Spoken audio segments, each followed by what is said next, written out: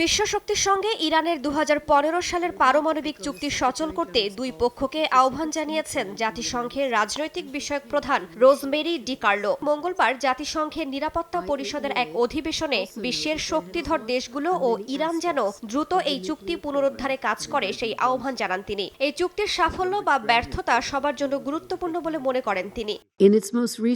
অঞ্চলটি আর অস্থিতিশীলতার ভেতর থাকতে পারছে না। সংলাপ ও কূটনীতির প্রতি সবাইকে অঙ্গীকারবদ্ধ থাকতে হবে।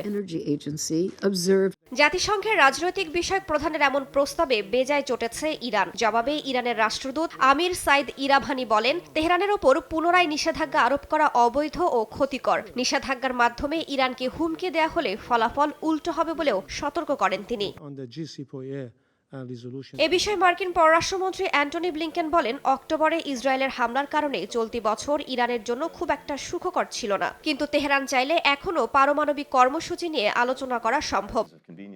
ইরানের পরমাণু কর্মসূচি নিয়ে ২০১৫ সালে তেহরানের সঙ্গে যুক্তরাজ্য, জার্মানি, ফ্রান্স, যুক্তরাষ্ট্র, রাশিয়া ও চীনের একটি চুক্তি হয়। এই চুক্তির অধীনে তেহরানের ওপর আরোপিত নিষেধাজ্ঞা তুলে নেওয়া হয়েছিল। বিনিময়ে তাদের পারমাণবিক কর্মসূচির ওপর সীমাবদ্ধতা আরোপ করা হয়। তবে ২০১৮ সালে প্রেসিডেন্ট হিসেবে ডোনাল্ড ট্রাম্পের প্রথম মেয়াদে ওই চুক্তি থেকে সরে আসে যুক্তরাষ্ট্র। এরপর ইরানও ওই চুক্তির পরমাণু সংশ্লিষ্ট বিভিন্ন প্রতিশ্রুতি থেকে সরে আসতে থাকে।